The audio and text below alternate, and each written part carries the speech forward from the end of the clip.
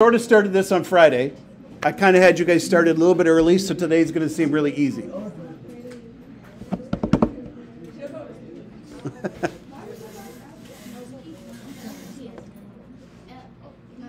Oh, what? There we go. 26. See, that'd be 27. That'd be Cam. Me? Yep. Oh, you're going up there even? All right. No, never mind. No, that's fine. Oh, okay. There are certain things we'll go up there for, but this it doesn't feel like it needs it. Okay, this is definitely review. Let's just pick any one of those random one-step equations up on the top. How would you solve the middle one? Okay, good. That's all I needed from you there. That's perfect, though. So minus 8 to both sides. Okay? Yes, I know you know the answer is 7, but I'm just kind of moving on. Next person. Yeah, this roller, sometimes it kind of falls out the side. No. The number's on the other half. 4? Yeah, 34. Oh, 34. 36, 35, 35. Mackenzie. How about, why that one's just dy. Let's go with the first one then. What would you do to solve that one? Yep. 3. Okay, so we subtract the 3 first. And then divide by -4. Perfect. Okay, and to be honest, I don't know if we need to do the next part or not. Oh, no, I meant. Oh. So the variables on both sides would essentially just be an extra step. So it'd be a multi-step equation, right? When we're solving all these, how do we solve them? Let's call on somebody.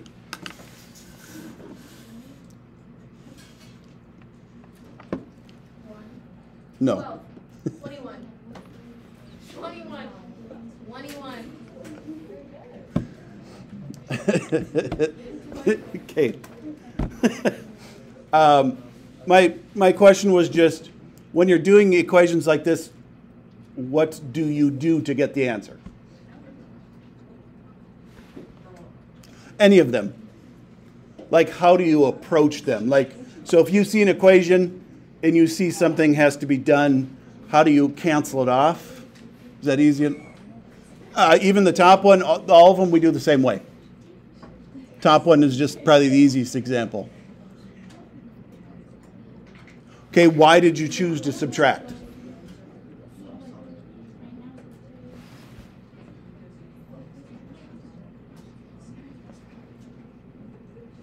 I mean, what you're saying is absolutely correct, but you're answering more difficult than even what I'm looking for. Do you want me to go to another person? Okay.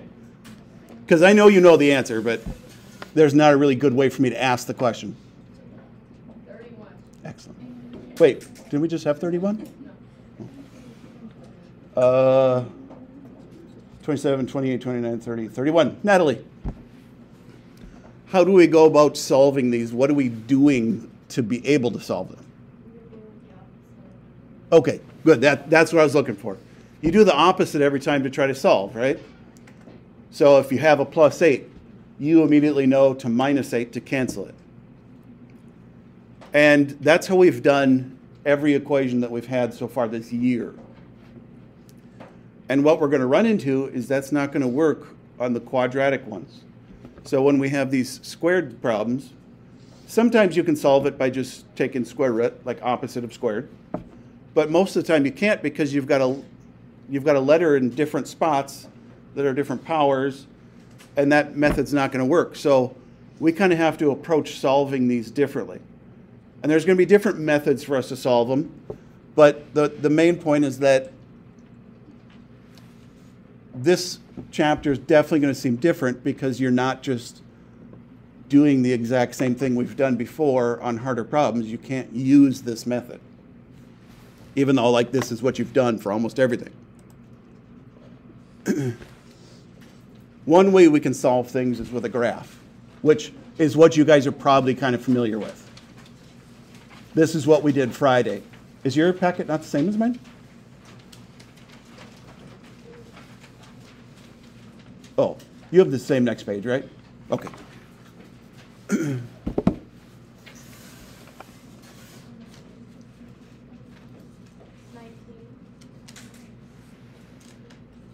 Mason, if you guys are curious, 1 through 9, there's 9 desks in each row.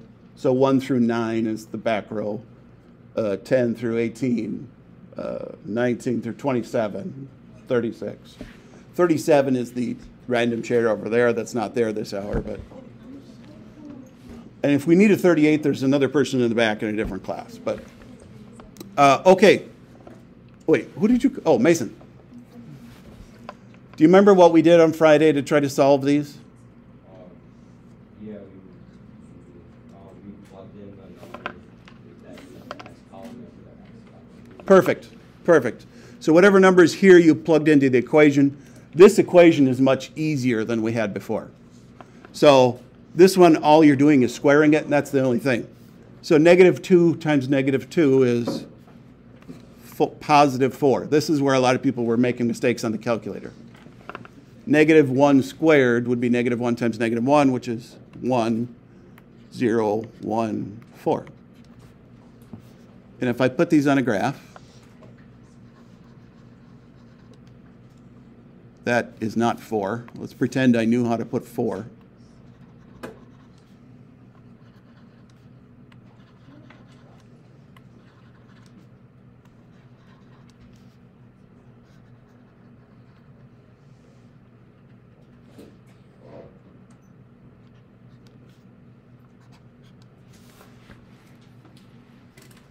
That's what we get. Now this one was much easier to graph. I'm thinking I want to put a random graph on here to go over kind of like what things are called. Because if I just go by this graph, like y-intercept, x-intercept, roots, a bunch of the things are all the same spot, so it's hard to know the difference. So let's just make up a different one. I don't know if you want to do a different color, lighter shading, however you want to do yours.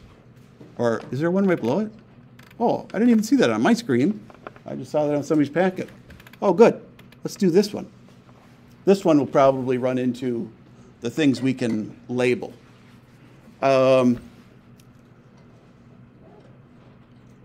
guessing most of you don't have your calculators out, open, and ready to go.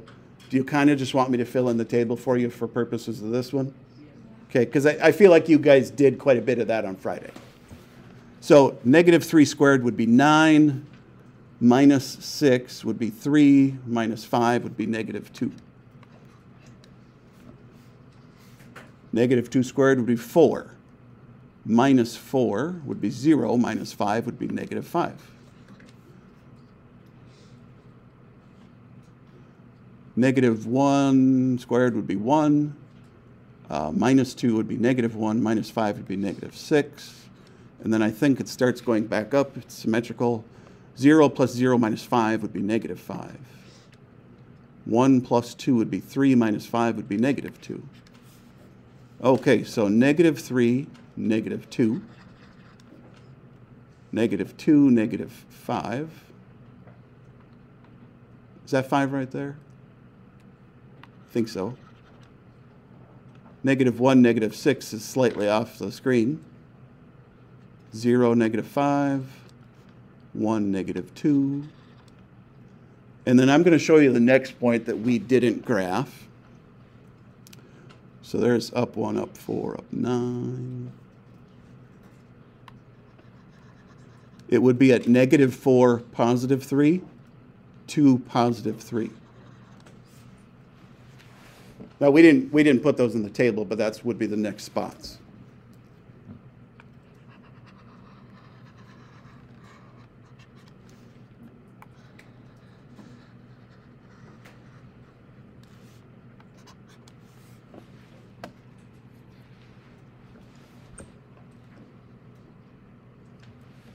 So to start with, this entire shape is called a parabola. Parabola. That's how you spell it.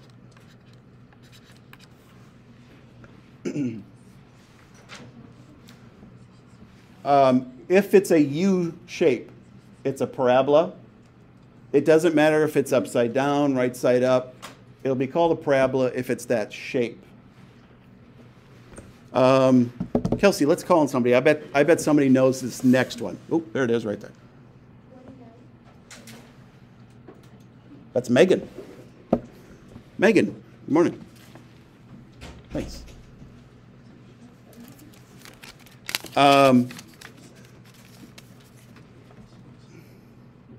I know we've gone over a bunch. If you know it, that's great. If not, fine. Do you remember what the y-intercept is? Yeah, that's perfect. It's wherever a graph hits the y-axis, the one that goes up and down. So if we're labeling spots, this would be the y-intercept.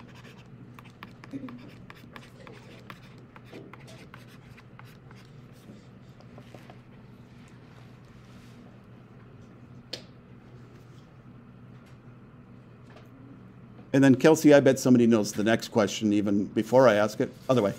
Oh, no wonder why they're falling out. 20. 18, 19, 20. Lexi's gone. You're rolling it back. There you go.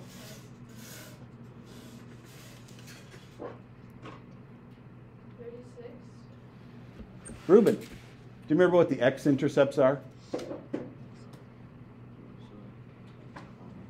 Oh, well, the y-intercept is where it hits the y-axis. So x-intercepts would be, what would be the x-intercepts then? Where it hits the x-axis. Okay?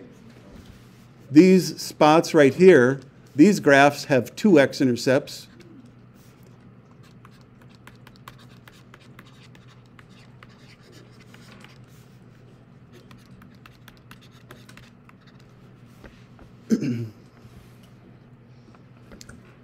And then the thing about the x-intercepts is they call them an x-intercept when it's a straight line, but when it's not a straight line, they often don't call it an x-intercept. They often call it a root or a zero. Don't really know why. I mean, I know why they call it later on, but I don't know why they immediately switch to it now. Like,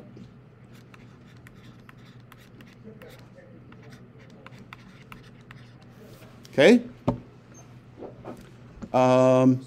Sure, Kelsey, we'll keep going.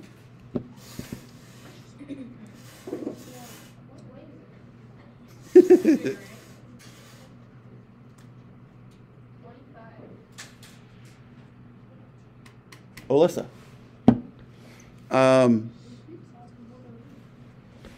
Yeah, that's actually her spot. I don't know if we've really talked about a vertex much at all, but I feel like you could possibly describe what it is. On this picture, where would the vertex be on a U shape?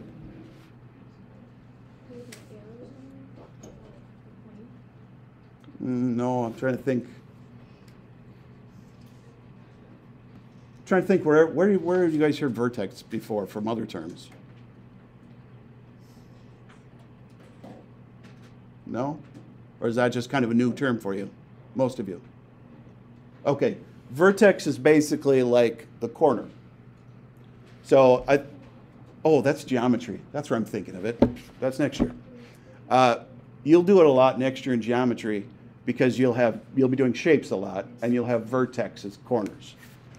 So on a parabola, that's the vertex. It's the point on the bottom or top, depending on which way it is.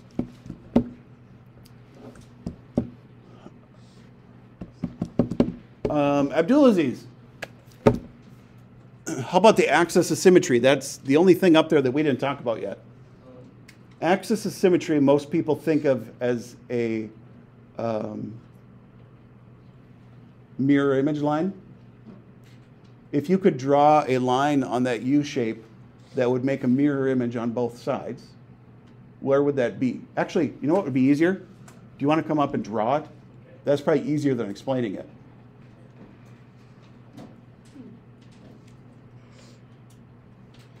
Yeah, you can give him help. Go for it. You can go up there with him if you want, but I don't think he wants to.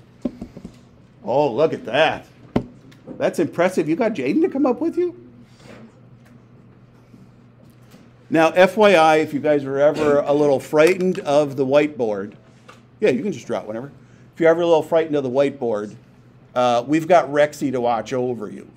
So I had somebody donate their own little animal that they use for protection during tests. And they put him on the whiteboard, and he's there to protect you while you're at the whiteboard. His name's Rexy. Wait, do you need some assistance? Yeah. Oh, I thought you were bringing Jaden up because you kind of knew. So most people would think of it as the middle. Okay. So how would you draw the middle of that? Yeah. Oh, no. Wait, here, I'll hit undo. So the vertex is right on the center. Yeah, yep, perfect. That's perfect. And I'll highlight it more, but that's great. Good. Here, I'll make this a little bit more obvious, but that absolutely is the axis of symmetry. So the axis of symmetry is supposed to be a line that divides it in half. That is, most people think of it as like the mirror image line, where the picture on the right and the left, or top and bottom, would look identical. So that's going to be called the axis of symmetry.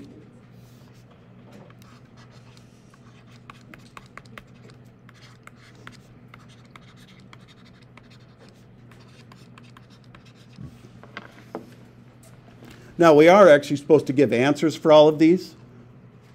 Would you like me to go over how you would write the answer? Sure. Okay, the axis of symmetry is a straight line that goes up and down at -1 because it's 1 to the left. So I would say that this is x equals -1. That'd be the axis of symmetry.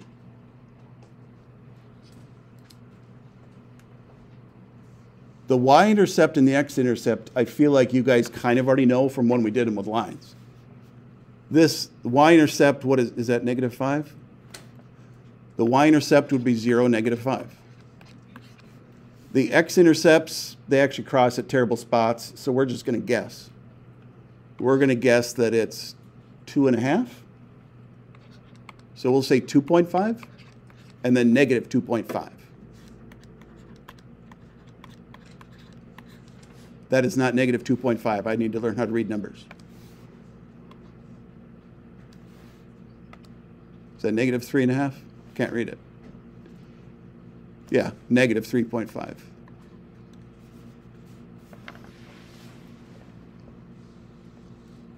And then the vertex is always just going to be written as a point, almost like everything else up here. -1, -6.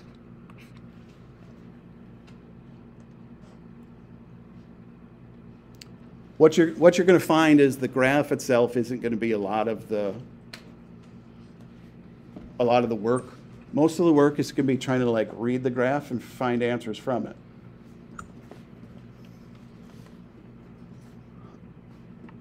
I mean, I know you guys don't generally speak up. This is pretty much a tradition for first hour classes everywhere. Or at least my first hour classes this year. Do you guys want me to go over something that's up there that you don't understand where the number or the answer came from? Because I'd be glad to.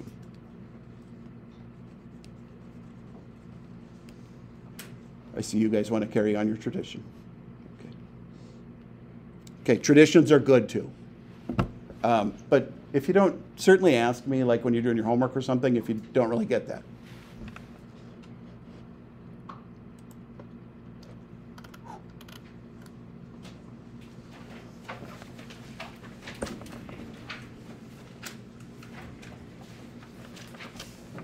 Here, I need to see what's on the bottom of the screen half the time.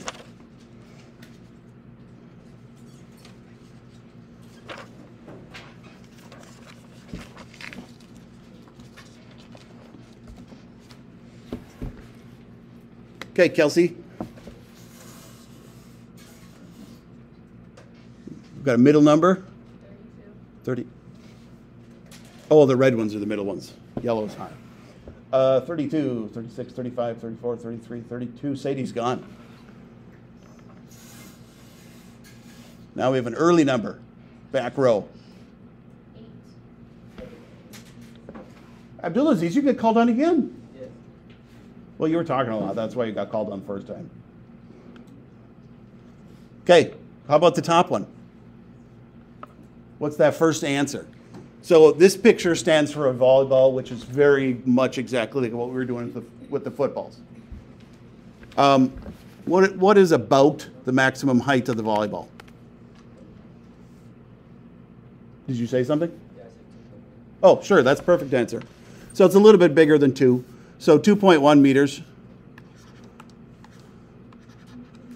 which I feel like isn't even as tall as the net. Isn't the net like 10-ish feet? Yeah. So somebody needs to work on their volleyball hitting skills. Their serve didn't even make it over. Estimate the time it takes for the volleyball to reach the maximum height.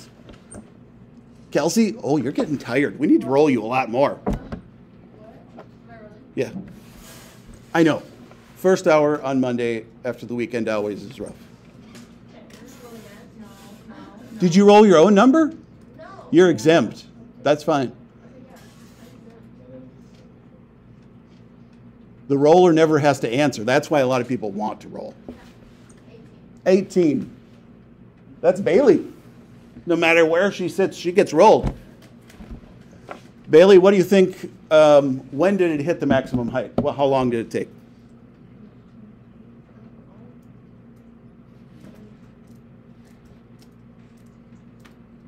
You mumbled a lot of answers there. So like 0.8. Oh, okay. So, right about there. Yeah. Okay? You're right. It is a difficult one to estimate. Let's just say 0.4. Okay. It's less than 0.5 is all we know. Okay? So 0.4 seconds. Ooh, estimate the amount of time the volleyball is in the air. Now, if you're getting annoyed rolling each time, you can roll it, and then they'll kind of stack up behind each other too. 50. Stephanie.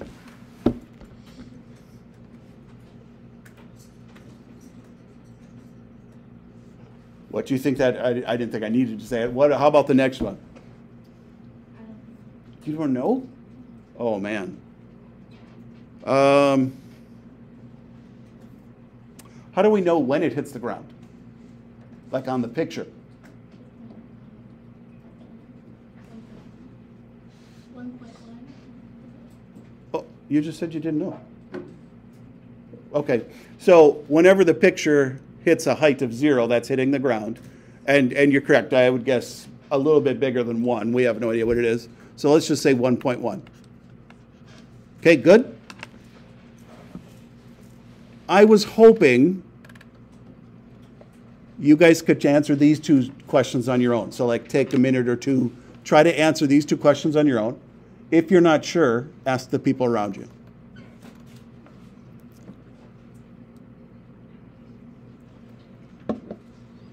And they might be crazy easy to you, I don't know. I'm sure some people are not.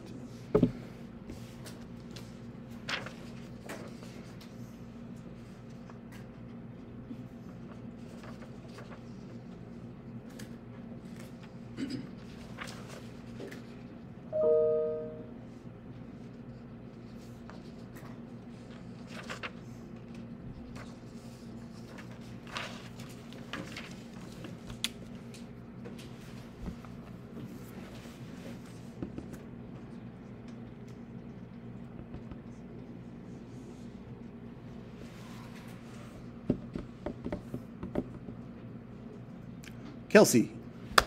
All right. Well, that was fast. You didn't even roll it and it came shooting on you. 7. That's Zabi.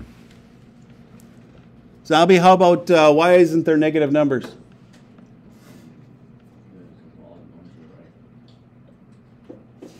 So you're saying a negative number is the ball going to the left?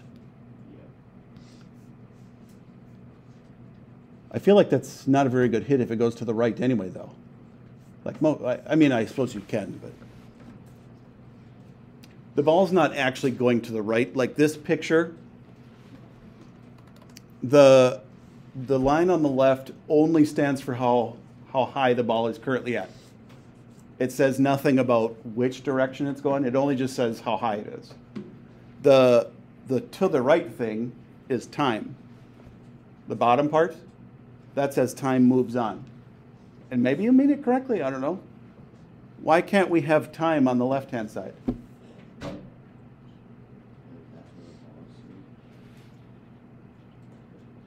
I feel like you know the answer, but maybe you're just not sure what I'm asking. Does somebody know what I'm trying to ask? Why can't we have time on the left-hand side?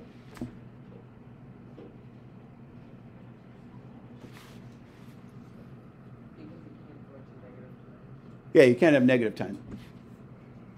I mean, we can't go back in time.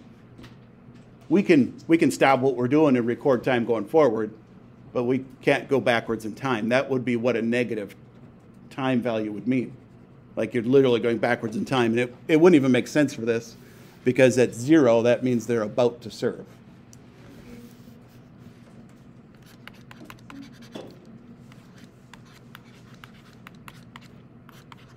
So this one was quite a bit harder than I was anticipating.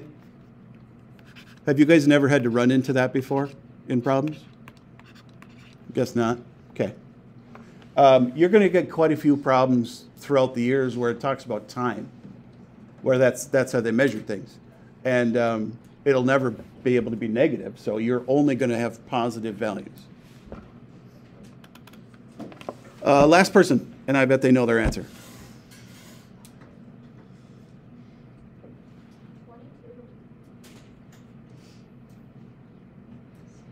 Carly. Perfect. It was 1.5 meters off the ground when it was served, because that's right there. Okay, we are not doing the soccer ball thing below it, although maybe somebody knew that answer to that. If you graphed it, you could check to see how high it goes. We are going to go to this page. And you're going to need your Chromebooks today. This is going to be what you're going to finish with today. That bad? No, Chromebooks is bad? Theoretically, you can do it on your phone, too, because you can download the Desmos app on your phone if you don't have your Chromebook or if it's dead. So we need the graphing calculator.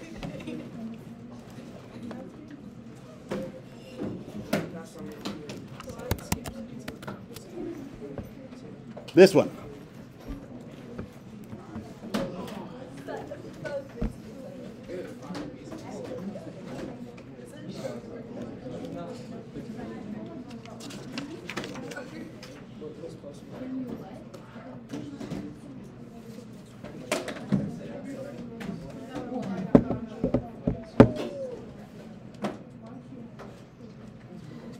Okay, now you'll notice all 4 of these pictures.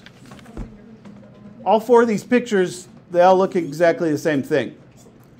Those are going to be called the parent functions. So regular y equals x squared is what's shown. But the equation that's written down for every one of them isn't regular x squared.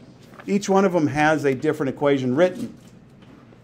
So let's graph negative x squared. So just the minus x. Then you guys know how to do the powers on there. The little caret key above the 6. It's probably above the 6 on yours too. G keyboard set up the same?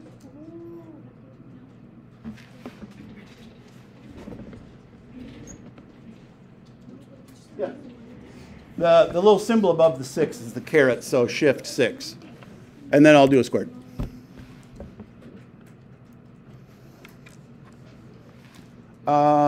Abby, what did the negative do?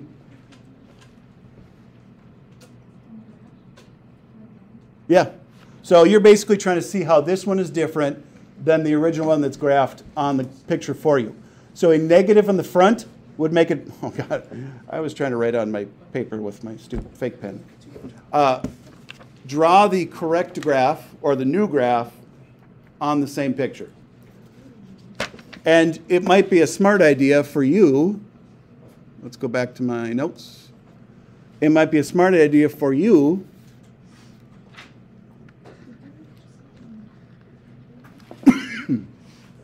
to say what a negative sign does. Like right here, negative, upside down.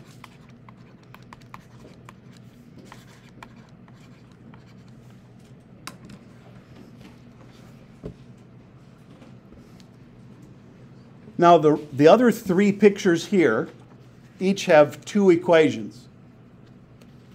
What I would like you to do is graph both of them and then try to decide what that one change does. So see how on the second picture we've got 2x squared and 0.6x squared. Graph both of those and see how they look different than regular x squared. If you want a tip, I would graph regular x squared and leave it there. And then if you hit return or enter, whatever it's labeled as on your keyboard, you can graph the second one with it. So like 2x squared. And then how does that look different? That's what I would do. I would like you to fill out the rest of this page for the next 10 minutes, if that's reasonable.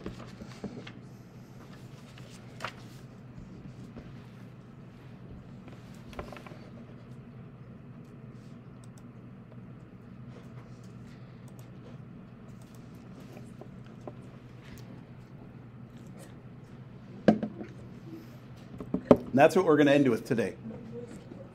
We're going to have people come up here and draw how it looks different. And then they can either write what that number does or we can write it down together.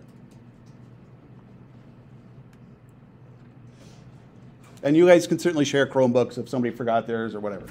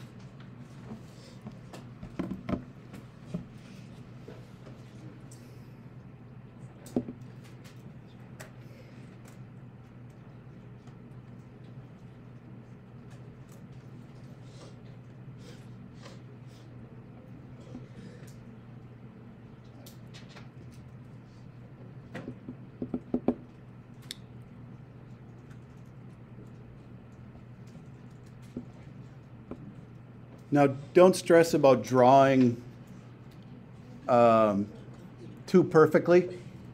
Like, there's going to be a lot of instances where your graph doesn't go through a nice corner or something. You just estimate it.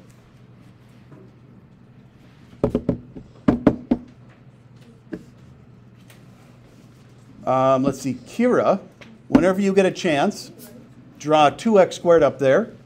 And Bella, when you get a chance, put 0.6x squared up there. Yep.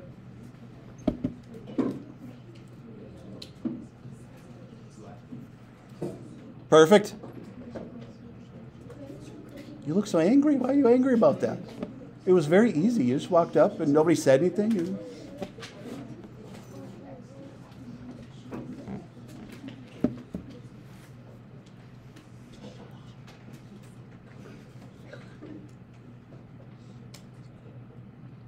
Perfect. I suppose written all in black is kind of hard to see, though, huh? Or how to tell the difference. But that was perfect. If you have a number bigger than 1, so greater than 1, skinnier, which probably is not a great term, but we're going to go with it. And a number between 0 and 1, I don't know a good way to write that. If you want to write the words, you can. I can't fit it. So a number between 0 and 1, it becomes wider. Oh, I could have said narrower. That would have been a better word than skinnier, but whatever.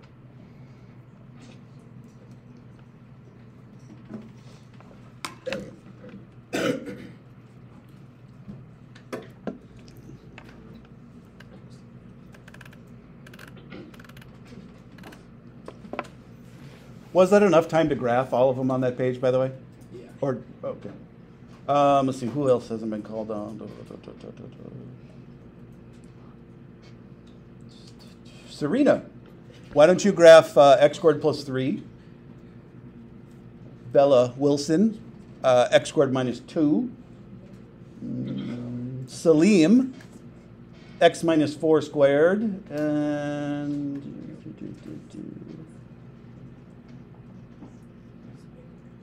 Addie, do you want to graph x plus 3 squared? So whenever you get that at that point, just come up and draw it. Yeah. Boy, don't rush up to the board all at once here, yeah.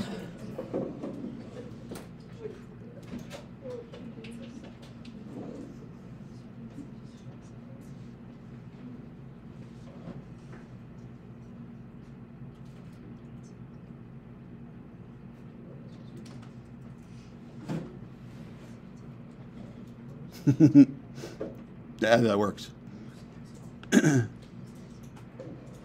It's very difficult to draw an H parabola. I'll just tell you that from experience. Every one of mine usually looks like garbage.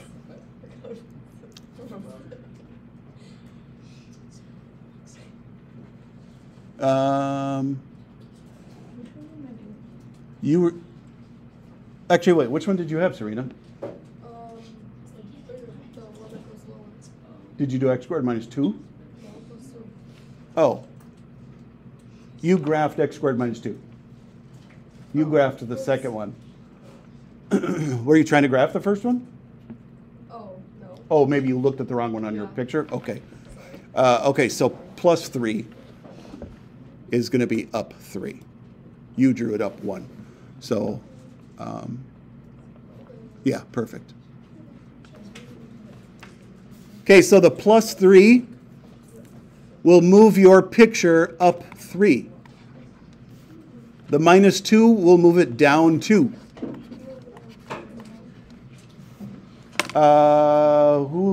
Salim, I think I called on you for one of them? I don't know, did I? I thought so. Hurry up. I think x minus 4 squared. Why? What? X minus 4 squared. Did you graph it on Desmos? For 10 minutes? Let's grab a different pencil. Addie, you had x plus 3 squared. You don't even have to say anything about it. You just draw it.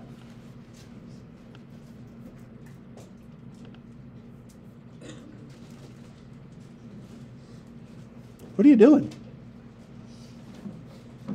What?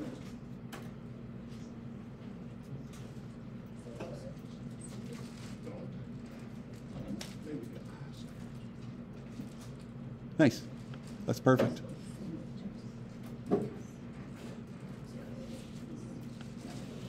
Salim, this is the slowest I've ever seen anybody get to their... Yeah, why not? You don't need a pencil.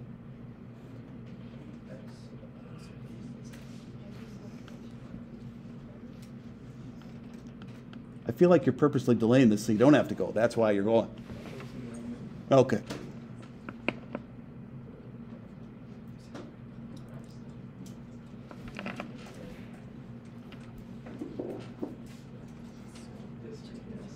Correct. So the plus 3 moves it to the left 3. So minus 4 would be to the right. Yeah. Most people will graph the bottom first, the vertex. So like they'll graph the bottom point first and then draw the half the u from there. Perfect. Okay, this is going to be the one that usually will confuse most. It's backwards from what it seems. X minus 4 squared will graph to the right 4. X plus 3 squared will be to the left 3. It absolutely seems like it should be the other way around, and that's where most of the confusion will come in. Now, these are going to be called transformations. I mean, I didn't say the word directly before, but you're basically seeing how it changes it, so it transforms it. Okay, on the next page, this is what I was hoping you'd do for your homework for the last 10 minutes, is it asks what was done to change it. And then down at the bottom, these will be the hardest ones if you can get them. Basically try to figure out what would change from the first one to the second one. And the way that you will describe it is you'll say skinnier, wider, up 3, down 1. You don't have to give crazy amount of detail. That's kind of what I'm looking for, is you're just going to explain how it changed. And so we got 8 minutes left. That's your homework. But I mean, I shouldn't call it homework because we're not going to turn it in. That's your classwork. And then we're going to go over the answers tomorrow at the beginning.